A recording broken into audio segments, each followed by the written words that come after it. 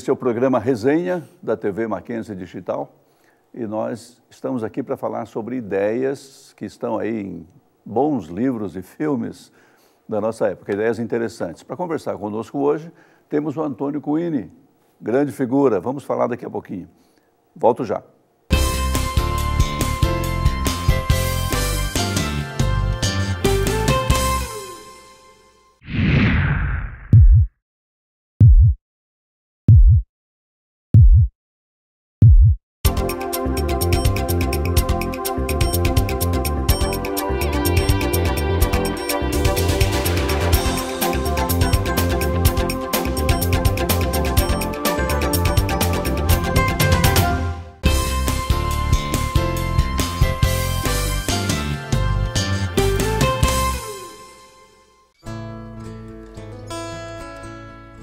Essa perspectiva geral sobre a relação de Paulo com a Igreja de Corinto nos ajuda a entender o modo como o apóstolo aborda o problema das divisões internas existentes na comunidade.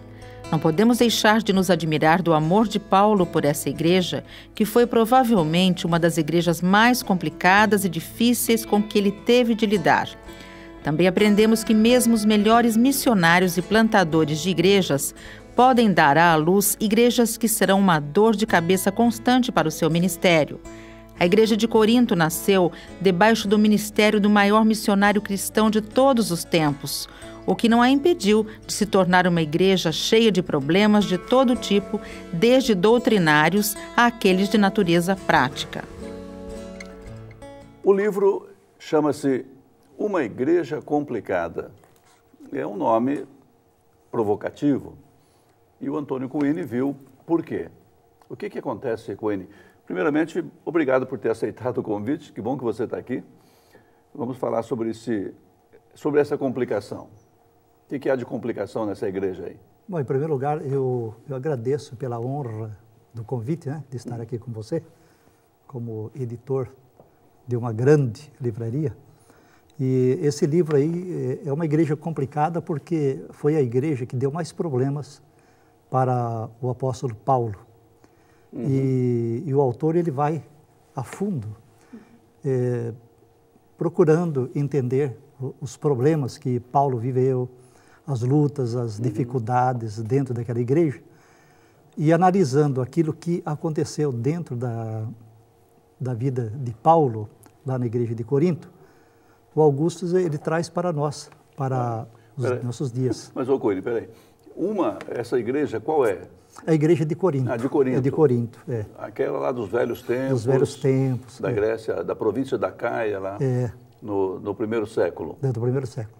Então, Paulo esteve lá, evangelizando, pregando o evangelho, né? E ele fez um trabalho excelente, um trabalho espetacular dentro da igreja. Agora, você mencionou outra figura histórica aí, Augustus. Quem é Augustus? Augustus é uma pessoa importante para nós, né?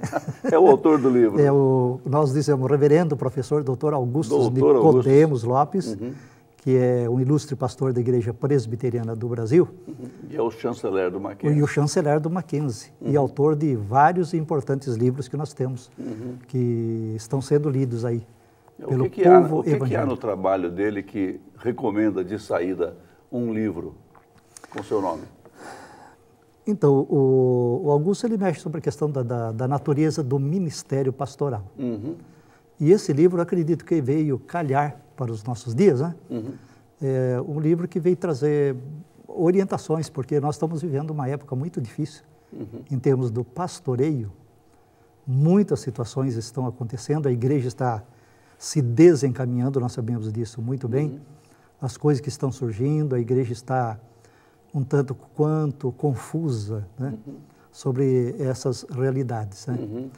Mas, antes de entrar nessa situação, que justifica essa discussão toda, o que ele levanta como elementos de complicação naquela comunidade lá de Corinto, de 2000 anos atrás?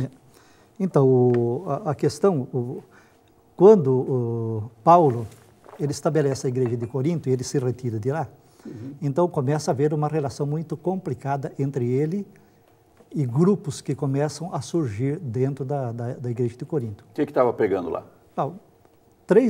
os gregos, nós sabemos muito bem que os gregos eles eram pessoas sábias. Eles apreciavam muito o pensar, valorizavam o intelecto. Valorizavam muito o intelecto. Então, para os gregos, eles, e principalmente agora no que tange em termos da igreja, eles eram grandes oradores, grandes pregadores, grandes expositores, grandes retóricos. Valorizavam a cultura. Valorizava a cultura. E nesse meio de tempo, quando Paulo sai de Corinto e vai para outra cidade, nós vemos que ali começam a surgir grupos. Um grupo que se dizia pertencer a Cefas, outro Cefas, quem é o Cefas? Que era o apóstolo Pedro. O apóstolo Pedro.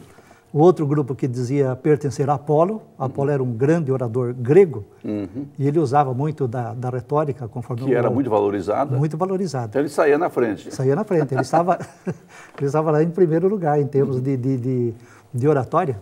Eu imagino como era um grande orador, como grandes oradores que nós temos agora em nossos dias.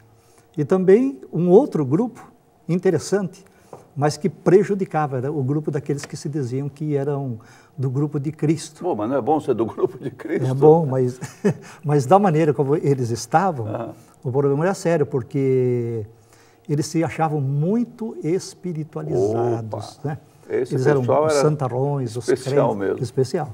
Eles se achavam os melhores ali na igreja de Corinto.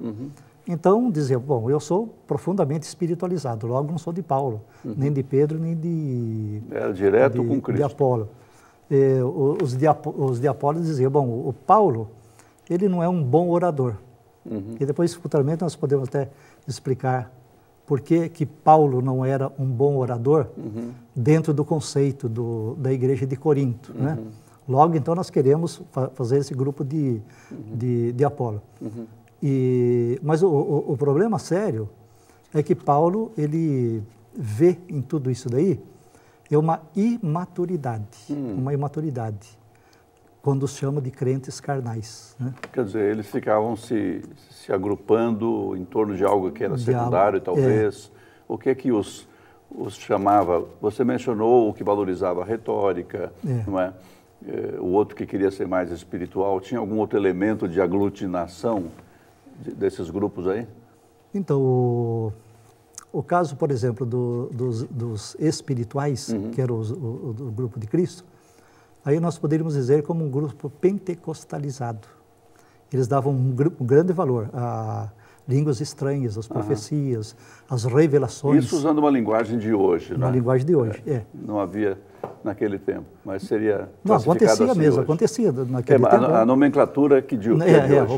Pentecostalizar é uma linguagem de hoje, né? Mas era uma realidade que eles estavam... Eles valorizavam esse... Agora, essa língua que eles falavam lá, tinha muita gente de muito lado, porque Corinto era um corredor, não é? Era. Gente do leste para o oeste, do oeste para o leste e tal. Seria a presença de pessoas de diferentes nacionalidades que falavam outros idiomas. Olha que agora o assunto aqui mudou um pouco, hein? Porque que línguas eram essas, afinal, que eles valorizavam? Na realidade, não era nenhuma língua estrangeira, era um estado de êxtase. Era uma experiência estática. Uma experiência estática. Aí que você tem que voltar para, como Augusto faz, né? Ele volta para a questão dos gregos, porque ali era Corinto era uma região, uma cidade, que recebia gente de todo quanto é lugar. E ali... Muito movimento. Ali a questão religiosa, por exemplo, a questão do culto aos deuses, né? Gregos. Então nós temos ali as sacerdotisas cultuais, ou as prostitutas cultuais, os prostitutos cultuais. E ali naqueles cultos gregos nós sabemos que havia muito êxtase, as pessoas entravam em transe, havia uma série de problemas. Agora essas pessoas convertidas, elas levaram a questão para a igreja de Corinto. É um problema e tanto. A gente vai falar sobre isso daqui a pouco. Parece que entramos por um filão muito interessante aí. A gente já volta.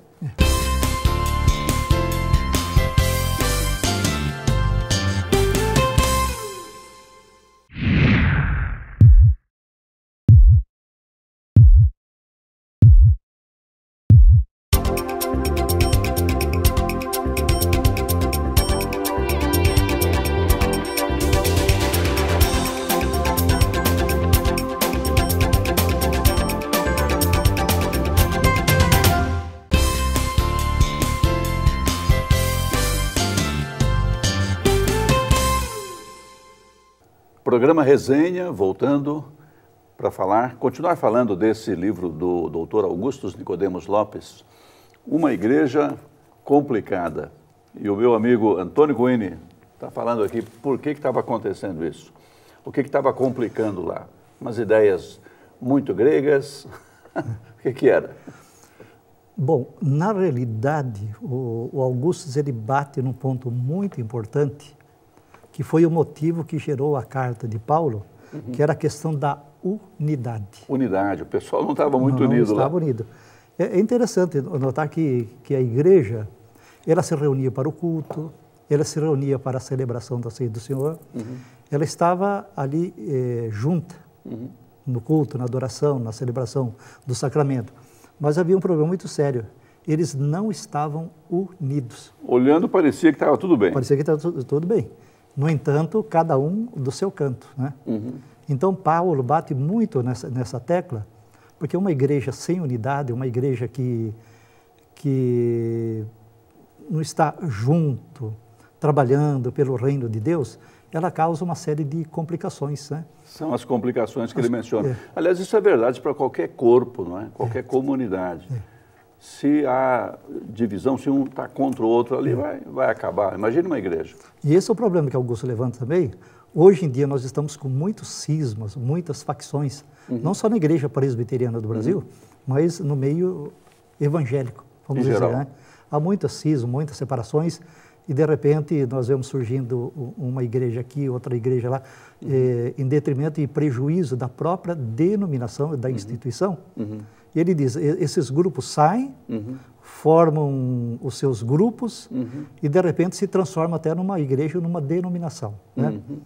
E o problema da igreja de Corinto, ela estava nessa rota de colisão, nesse grande perigo de se esfacelar totalmente. Tinha ali o problema do personalismo. Até que ponto isso influenciava?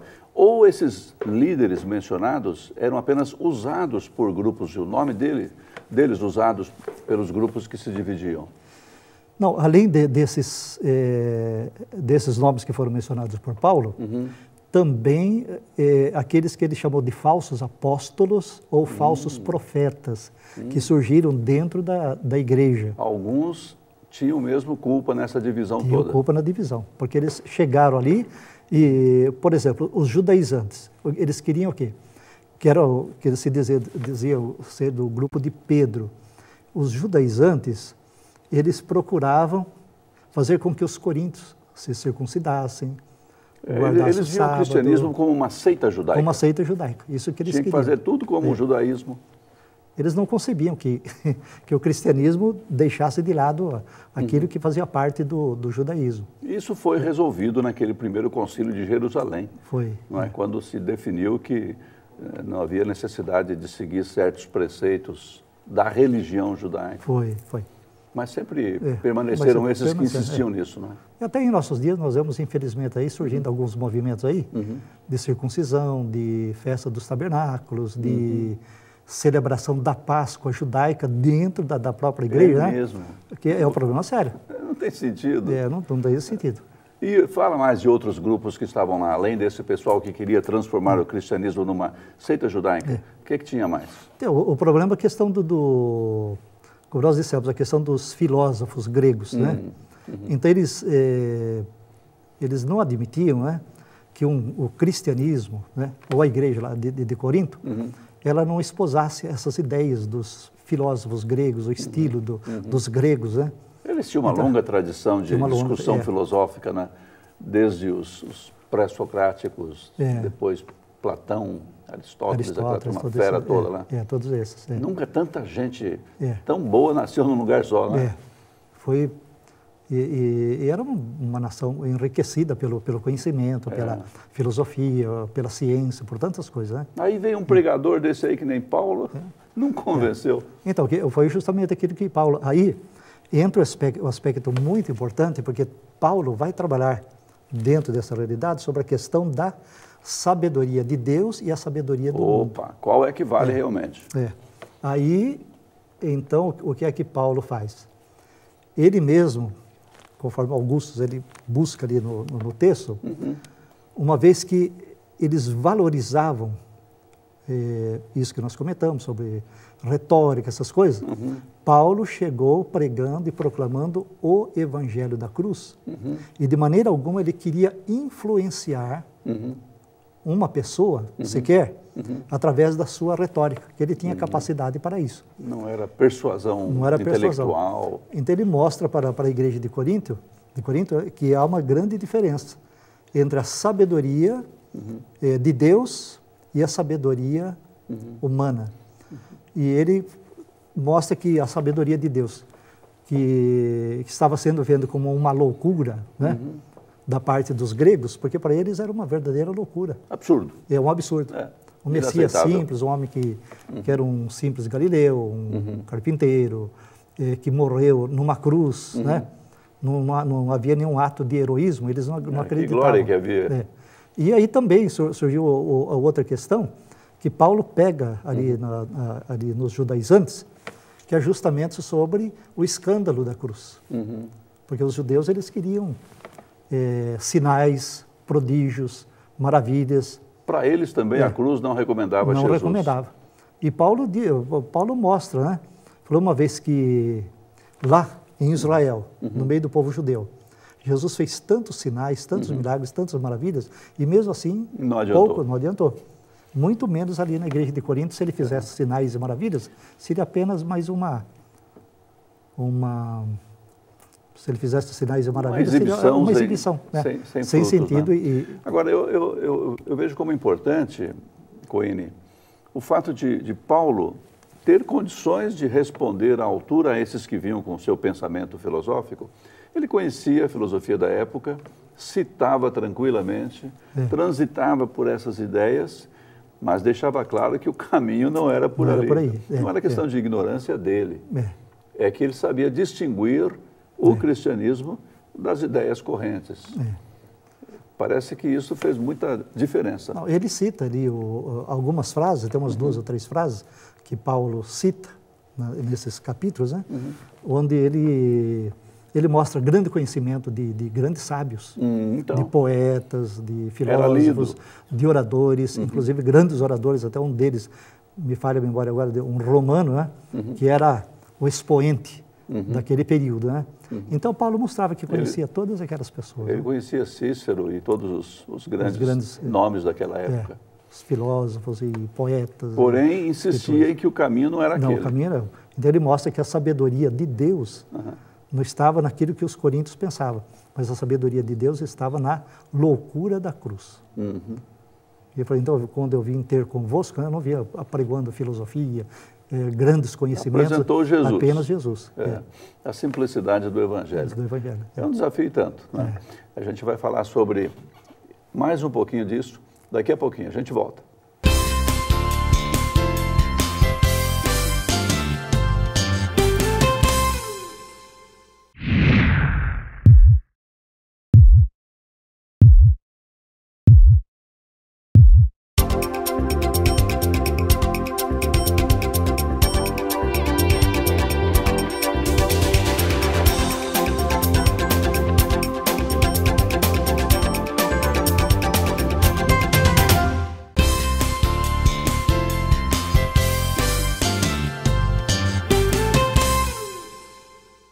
O programa Resenha, voltando, lidando aqui com umas ideias complicadas, mas o Antônio Coine está nos ajudando a entender o que estava acontecendo lá. Olha, um dos problemas é que um grupo na igreja de Corinto não aceitava a autoridade apostólica de Paulo. Não era apóstolo. E, na verdade, alguns queriam o lugar dele. Tem alguma coisa a ver com o que acontece hoje ou está superado esse problema? Não, não está superado, não. Continua acontecendo isso. O Augusto, ele chega que o problema da igreja de Corinto não foi resolvido. Não foi resolvido? Não foi resolvido. Tá. Como é que é? Paulo chegou à igreja, ele foi hostilizado quando ele fez a segunda visita, né? E a igreja ainda continuou com os seus problemas, né? Embora fosse uma igreja muito amada de Paulo, porque, afinal de contas, ele gerou aquela igreja. E eles se constituíam como seus filhos, e ninguém iria tirar a primazia. E Deus sabia muito bem disso, né? Agora, sobre essa questão de autoridade, de problema, né? Nós estamos vivendo muito seriamente em nossos dias. Né? Porque tem algum apóstolo por aí, é isso? Tem. Então, hoje em dia tem uma porção de apóstolos. Apóstolo, né? Bispo. A gente tem acompanhado aí a situação, é uma situação muito séria, né? Inclusive a reforma, um dos princípios nossos da reforma foi justamente acabar sobre essa questão de apóstolos, de bispos, essas coisas, né? Voltando ao padrão do Novo Testamento. Voltando ao padrão do Novo Testamento. Você vê que Calvino, quando ele fez a reforma, ele simplesmente colocou ali pastores, presbíteros e diáconos. Que essa era... São os ofícios que a gente encontra lá da igreja. No Novo né? Testamento. Mas, infelizmente, nós vemos hoje há uma... Vamos dizer, uma cultura, né? Cultura de querer ser mais, né? Do que o necessário. A pessoa abre sua própria igreja, a igreja dele. Se constitui. E ele faz o que ele quer. Se ele quiser ser o bispo, apóstolo ali, quem vai dizer que não? Eu me lembro que, assistindo a um programa de televisão, então, da noite para o dia, o pastor, ele disse, olha, eu me tornei apóstolo. Como foi isso? Falou que uma pessoa teve uma revelação noturna de que deveria ungir aquela pessoa como apóstolo e ela foi ungida como apóstolo. E a partir daquele momento se tornou e é conhecido, aí não vou dizer o nome. Né? Ungido como apóstolo. Ungido como apóstolo. Agora, o critério do Novo Testamento para alguém ser reconhecido, não é ungido, é reconhecido como apóstolo. É alguém que esteve lá com Jesus, que andou com ele. Acho que não é o caso desse aí, não. Né? Nós vemos o caso dos apóstolos que viveram com Jesus e foram chamados. Nós vemos o caso de apóstolo, que ele diz mesmo que ele havia nascido, era como uma criança fora de tempo, mas ele foi diretamente chamado pelo Senhor Jesus lá no caminho de Damasco. Depois ele esteve com o Senhor durante alguns anos, né? E agora, hoje em dia a pessoa se auto-intitula apóstolo assim da noite para o dia. Por exemplo, tem uma igreja que vai crescendo, que vai tomando dimensão e de repente ela se acha ali constituída como um apóstolo. Mas o problema está ficando sério, porque hoje em dia, além de apóstolo, as pessoas não estão se conformando. Tem que ter alguma coisa assim. Agora tem o patriarca também. Patriarca? Né? Patriarca. Outro dia saiu no YouTube, não sei se você viu, né? Um patriarca e um dos apóstolos se ajoelhou para beijar os pés do patriarca. Mas que coisa, estamos voltando lá para... É uma questão muito, muito séria, muito complicada em nossos dias. É como a gente estava comentando, né? daqui uns dias a pessoa vai perguntar se existe Deus, e se existe Deus, ainda ela vai querer ser mais do que Deus. Vai ser Deus, acima de Deus. Agora, isso é um problema e a gente vê acontecer, está no noticiário, está por aí. Mas o problema desse individualismo e de querer ser, mandar, querer que a igreja seja sua, não se restringe só a esses que assumem esses nomes. Não. Temos muito problema de divisão por causa desses individualismos. O que você acha? Então, além desses aí que se auto-intitulam de apóstolos ou bispos, né? Nós vemos também pastores comuns que acabam assumindo uma primazia muito séria. E nós temos alguns livros que estão saindo. O Mundo Cristão publicou um livro aí de uma autora jornalista famosa, conhecida, sobre problemas sérios de pastores que se tornam donos de impérios. Entendo. E essas pessoas, elas massacram o rebanho, a ponto de muitos estarem abandonando a igreja, deixando a igreja por causa de problemas sérios que essas pessoas viveram dentro da igreja. Sob uma liderança assim opressiva. Sob uma liderança opressiva. Um coronelismo, um negócio assim, um caudilismo. E a pessoa, ela é tão crédula. Às vezes é uma pessoa muito educada, tem um nível intelectual muito bom, mas no que se trata em termos de religiosidade, essa pessoa muito crédula e ela fica com medo de ser amaldiçoada pelo ministro, pelo pastor. Então, há uma infinidade há muita gente passando e vivendo esse problema. É interessante. É curioso o paralelo, né? Porque na igreja de Corinto havia esse pessoal que pensava, estava acostumado com as discussões filosóficas e tal, mas aceitava uma situação incompreensivelmente pequena. Né?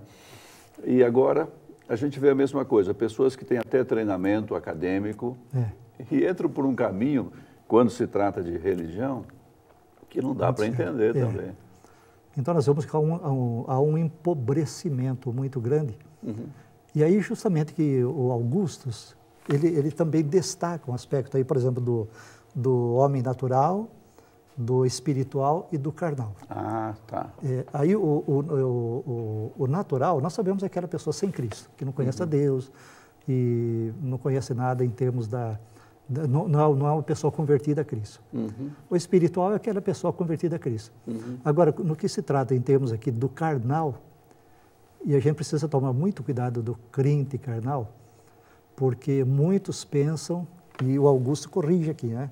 Que o crente carnal é aquele que se converte e continua fazendo aquilo que ele bem entende. Mas aí, que conversão foi essa? Né? Aí Augusto diz, não, uma pessoa que faz uma coisa dessa, ela não foi convertida a Cristo. Ele diz aqui que o crente carnal da igreja de Corinto, eram aqueles imaturos, que pouco conheciam da palavra de Deus. Tinham que desenvolver. Ele fala sobre o tipo de alimento que eles, sobre a questão que eles podiam receber e o que eles deviam receber. Então, o crente carnal é essa realidade. Então, justamente, eu tenho para mim que esse tipo de pessoa que está passando por problemas sérios em nossos dias, são aqueles... Porque outra coisa, o que nós vemos aqui, Paulo nunca disse que esses crentes carnais, eles não fossem salvos, eles eram salvos. Eram de verdade cristãos. Eram de verdade cristãos. Mas não viviam na prática do pecado hediondo que nós vemos aí, né? Fazer o que bem queria, o que bem entendia. E também essas pessoas que nós vemos em nossos dias, que seguem essa liderança comprometida, corrompida, né? São pessoas que não têm grande conhecimento da palavra de Deus. São pessoas salvas, são pessoas convertidas a Cristo, pessoas que amam Jesus, mas são fraquinhos, são fracos na fé. Ou seja, a complicação passa por, ou começa com, essa falta de base, de meditação, de aprofundamento. De aprofundamento, né? De conhecimento. E essa resposta vale hoje, então? Vale hoje, vale. Porque isso daí em todo o meio, principalmente o nosso, o meio presbiteriano, né? O meio cristão em geral. O meio cristão em geral. Nós somos muito amados, respeitados, assim, pelo que eu tenho conversado e visto com pessoas, né? Pelos nossos irmãos evangélicos. Certa feita, eu conversando com um pastor de uma grande igreja pentecostal da Assembleia de Deus, ele falou, nós temos muito respeito e consideração para com os irmãos presbiterianos, porque eles desenvolvem muito bem a interpretação bíblica e nós sabemos que vocês não erram. Queríamos estar certos, né? E para evitar essas complicações que podem vir, sobre qualquer comunidade, vamos pensar no que deve ser feito. O estudo, a reflexão, a meditação, no que é a base cristã. Nós continuamos com o nosso programa em outra oportunidade. Se você tiver alguma ideia sobre algum livro ou filme que a gente possa debater aqui, escreva para resenha@mackenzie.br e quem sabe a gente vai aproveitar a ideia e conversar a respeito. A gente se vê.